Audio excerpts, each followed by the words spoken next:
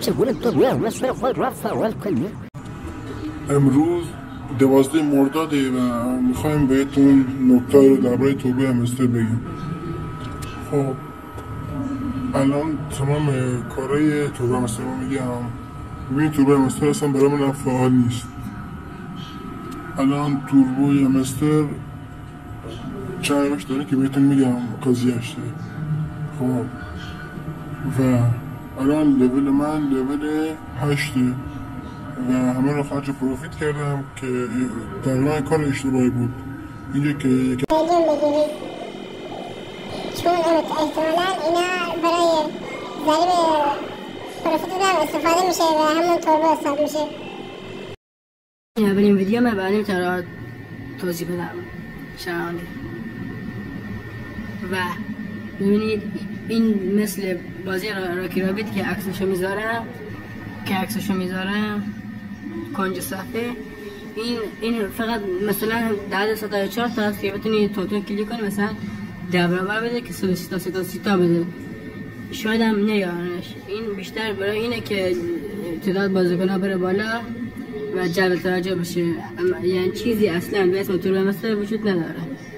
دلتون خوش نکنید. ولی گفتم که اسکینای بالا بگیرید پروفیتتون نه بازی 4 میلیون باشه. الان مثلا بازی نمیکنم کلیدم هیچی نمیگیرم. میبینید که همشون هیچه.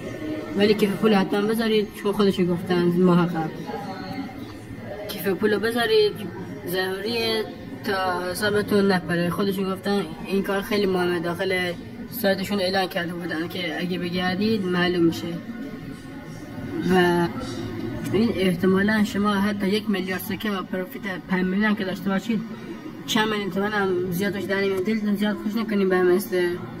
الان تنها بازی که هست راکی رابیته. چرا؟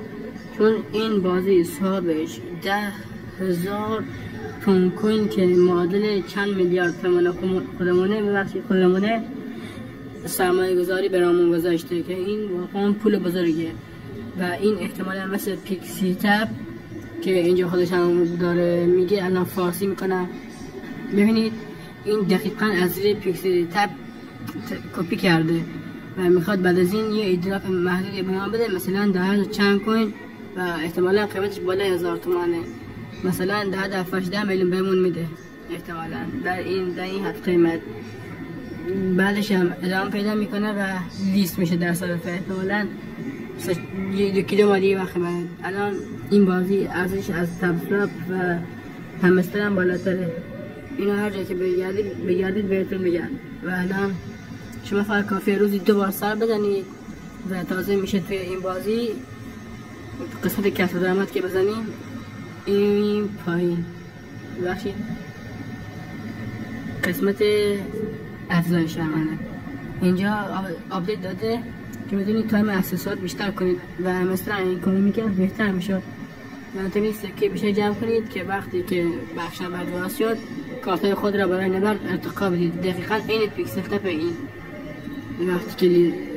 وقتی که انجام شد چون خودش گفتن این مرحله که انجام دادین بازی لیست میشه. ببین اول گفته بودن بازی را اندازی بعد صندوق که اومد دیدیم که 2.5 تون توش بود و بعد مبارزه بعد اولین مرحله ایدراپ. ببین خودش نوشته اولین مرحله ایدراپ از ایدراپ بعدش هم لیست میشه.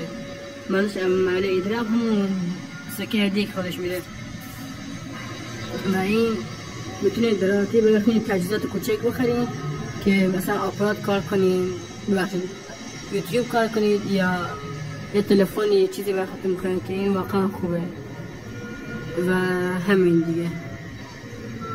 خدا حافظ.